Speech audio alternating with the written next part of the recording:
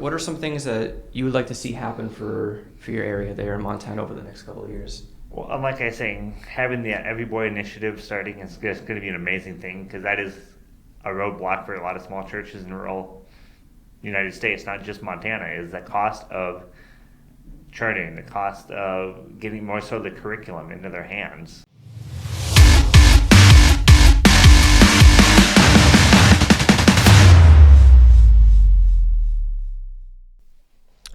Greetings, Northwest Region Rural Rangers. My name is David Schmidt. I'll be your host here for this podcast, and I have a very special guest with us here today. We have Willie Ewers here. He is the Montana Ministry Network Boys Network Director, and he is here with us in the Training Academy here in Spokane Valley, Washington, and we've got a few questions we want to share with him and learn from him here. So I'd like to introduce you here, Willie Ewers. Well, thanks for having me. So Willie, what outpost are you from here in Montana, and how did you get involved with Rural Rangers? You know, as far as getting involved, I actually grew up in Rural Rangers until I hit that age where a lot of our churches are that say you can do youth or you can do Rangers.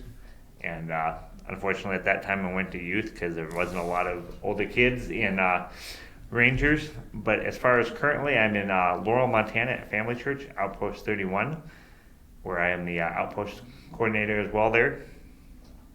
We are in our church more of a non-traditional ranger outpost right now because we do a lot of our mixed together programs just due to lack of leaders that a lot of our churches are feeling in the state of Montana. Well, that's great to hear, Willie. You know, my outpost here at Spokane Valley is 31, so it looks like we already got a common bond together going, and that's awesome. Now, Laurel is outside of, was it Billings, Montana? Correct. We're about 10 minutes just west of Billings, Montana, so we're near the big city and have lots of activities to do with the kids that are either in the city or out, going out in the mountains, and we like to go looking for fossils and activities like that with our kids. Well, that sounds awesome. You know, the Northwest area is a great area to go out, explore the outdoors, and especially Montana, for all the things you guys have out there with the mountains, the plains. You've got a wide range of activities you guys can handle out there. As I was saying, I started as a kid when I started out as a straight arrow many years ago, and then we were still in the old program, so it was right at the end of the Pioneer, beginning of Trailblazers, when I had that initiative of either youth or Rangers. So I went with youth, and then kind of was out of Rangers until I went to college and helped out with our Rangers at our church in Texas, where I went to school at Southwestern. Came back to Montana, helped with Rangers for a few years. Kind of had a hiatus of about 10 years in there. After a couple of trips overseas, came back to Rangers and been involved with Rangers since 2013 at both the outpost and at the network level. It sounds awesome. I understand the pull with being a boy, and then with youth group. With me growing up, we had the same thing where you'd have the pull of wanting to be in youth group, but Rangers was on separate nights, so sometimes you don't have the luxury of doing that. But it's great that you were still able to be a part of the program and come back after taking time off for the ministry and go to college and come on back. And it's great we need experienced leaders like you. I know we're definitely experiencing a lot of challenging things here in the past few years, and just growing generations as a whole. I know for you specifically in your area, there's a lot of challenges to overcome in terms of physical distance with the outpost where you are and we're the ones closest to you. So can you share some of us, like, what are some things that you're able to do to overcome those physical distance issues? I'll be honest, I'm still trying to figure that out because I am fairly new to the position. However, though, I've worked with our previous ministry director there with David Alexif, and a lot of it's using technology to our benefit. We tend to use Zoom to make phone call or video calls with people, and I mean that's the biggest thing. And then just getting in the vehicle and driving. That's where David Alexif had it amazing. He'd do a tour of the state a couple times a year and visit every church in the network. So because of his job as a DYD as well, that worked well for him. I'm not sure how it's going to work out with the current network leadership, but we are definitely working on getting out to those outposts, whether it be via phone call, Zoom, or a in-person meeting to sit down and say, how can we help you, and provide opportunities for training and networking, even just with churches in the general area close to them. Yeah, it's great that we have all these advances in technology, and especially with like the Zoom, or back in the day with Skype and all these other like Teams, that ways we have these platforms to share, to connect, and actually physically see each other still and have those interactions. That's really helped us a lot during these past couple of years and help overcome those issues of physical distance. So how far is the closest outpost from where yours is to where you would need to go? That's a loaded question, honestly. I say that because right now Montana doesn't have a lot of chartered outposts. So the nearest chartered outpost is about 2.5 hours away. However, on that same note, I can go 30 minutes into Billings, and there's another church there that's currently doing Rangers. So we have Rangers close by, and that. So, we have 80 some churches in Montana, and the number keeps changing, it feels like, but I think 83 was the last number I heard, and we have about 4 outposts. But there's a lot of churches out there that have ministry to boys, whether it be gender specific or having to have them together. So, it's close by for us, or it can be far away, depending on how you want to look at the math. Yeah, well, that's great. We were all experiencing a lot of people not being nearby us with, here in the Northwest District. I mean, we've dropped outposts less than what we are at now, but with this Every Boy initiative, we're really hoping to build things back up and be able to really truly reach every boy. And if you don't know about the Every Boy initiative, go to royalrangers.com/everyboy, and we'll see what we're looking to do with presenting the gospel opportunity to every boy and have that chance.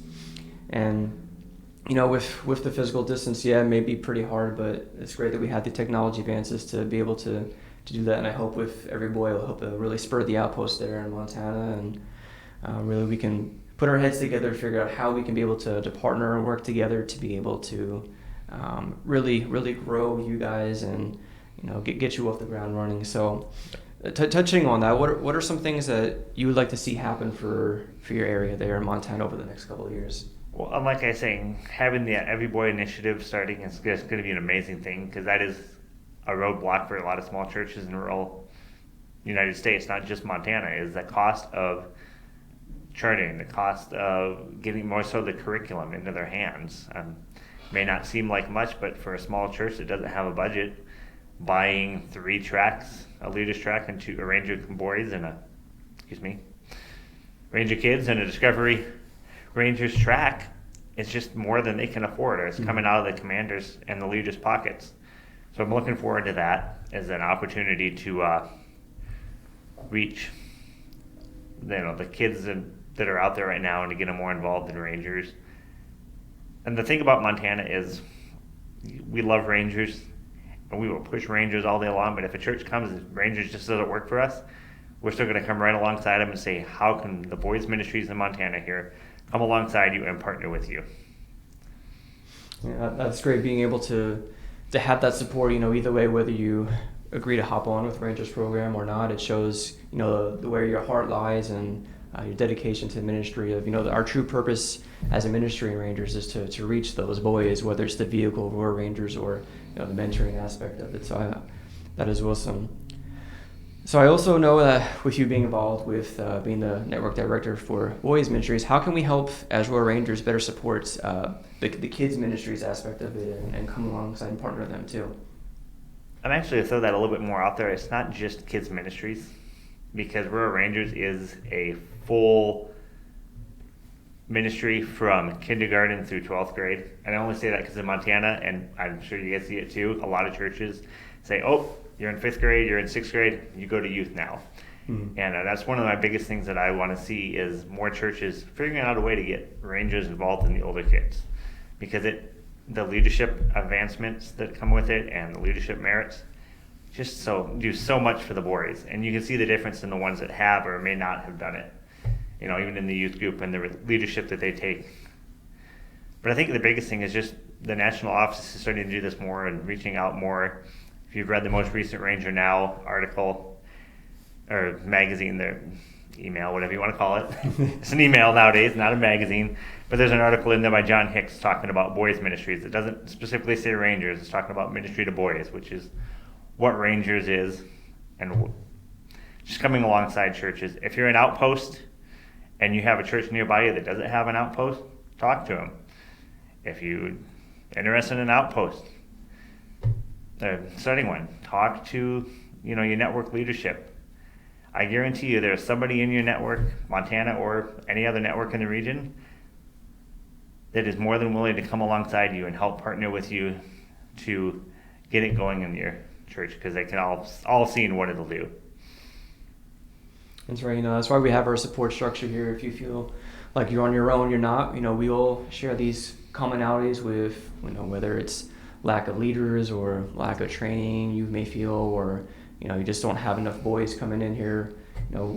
We have ways we can help come alongside you, whether it's sending us some leaders for training, or coaching you, mentoring you through helping you with your leadership, or different things you can try with the boys for teaching your weekly meetings. We're here to support you as a region, and also just in the mentoring aspect, like you said. It's the total package for helping develop boys, not just giving them activities to do. Absolutely. So thinking back on your experiences as a boy and now as a leader, what is something that you wish you knew starting out as a Ranger leader that you do know now going through the program?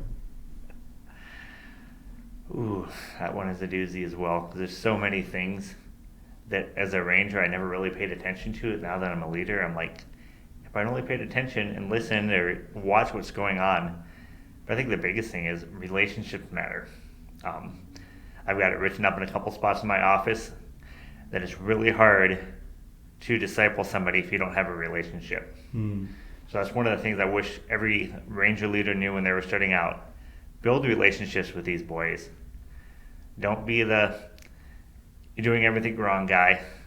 You may have to correct the kids, but have a relationship with them. Get to know them. Doing these activities with them that are in the programs and whatnot are so beneficial for building that relationship. And as you build that relationship, you're going to get the chance to disciple them in the four ways a boy grows. So build that relationship with those boys. That's the biggest thing I would tell any new Ranger leader out there right now. Yeah, that's great that you mentioned building that relationship, because we actually discussed that this evening earlier in our training academy, how we are a relational ministry where we want to build that connection with us as leaders to work together, come alongside each other. We want to build that relationship and that mentoring with the boys, and being able to really show them that the godly figure, the manhood figure that they need in their life, and how we can be that good example for them. And I can't remember how many times I've spoken to other Ranger leaders, but we're doing these trainings, and the question comes up like, how did you get involved in or we're Rangers? Well, I heard that there was a need and someone asked if I could help out, and they just go on right in and not know what they were getting into. But and now years later down the road, they're just thankful for having that opportunity and saying yes. Yep. And really getting involved in touching the boys' lives. Well, I've got one last question here for you, Willie. So as a leader here, and now moving up to the district level there, what has been the hardest challenge that you've had to overcome here in Rangers, learning how to adapt to? As somebody that grew up in the old program and I worked with the old program, that has got to be one of the hardest things for me yet. And I know there's lots of Rangers that have been around for a while that still want to run it like the Johnny Barnes Rangers. It's still Johnny Barnes is what he had, but the program is totally different. So that would be one thing I've got to say for leaders is it's okay to change. Change has to happen. If you haven't noticed, the kids in your outpost are not the same kids that you may have ministered to 10 years ago, or even 5 years ago, even 3 years ago, right before COVID. Mm-hmm. Kids have changed so much. It's okay to change and adapt to make sure that we're still reaching and ministering to those boys instead of trying to make the old way stick and it just isn't working. It's a great point that you bring up, because a lot of times you say, well, what we're doing is working, why not fix it, why not change it? Well, like you mentioned, times have changed, and just the way that all the technology advances we've had in the past 10, 5 years, and even since the beginning of COVID, with how even everything in society has changed, reaching out to the boys on their level and making things relevant for them, it's a whole new ballgame for some of us as leaders to be able to figure out these technologies or the things that interest them, and being able to gauge and pique their interest. And not everybody is as blessed as we are here in the Northwest region to be able to have all these outdoor adventurous areas to be able to explore and activities that we can be able to do on a year-round basis, even with winter, summer, spring, and fall. And what's great about Aurora Rangers is we've adapted and we've changed with the times, with being able to have all these other new merits we can incorporate with them, whether it be the family gamer merit, being able to have them spend some time around with their family playing some board games, sharing that commonality bond with each other, or even playing like a video game like Mario Kart or something like that. We have some of the other more merits where we have some more chemistry or astronomy and all these other science type merits to be able to boys can explore and pique their interest in. We give them those opportunities to take the lead and share, and it's really great to see how far the program's come and where we're going. And it's great that you were able to be a part of the old program and still be a part of the new program and have that attitude and mentality. You know what? This is the vehicle we can use to reach the boys. I'm going to do what I can through this ministry to be able to do so. Just think about the technology we're using right now to do this podcast. There are boys in my outpost that could set this up better than I can. But yet, so it's just an opportunity, once again, to get these boys involved in new things. Because you talk to them on a podcast, ooh, I want to do that.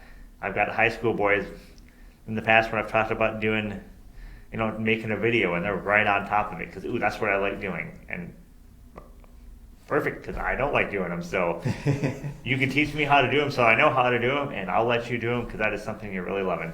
So we just have so many opportunities to reach boys. And it's great that you mentioned that. What is something that you found on your outpost level that you guys do over there in Outpost 31 in Montana that really the boys have taken well to, that they really enjoy?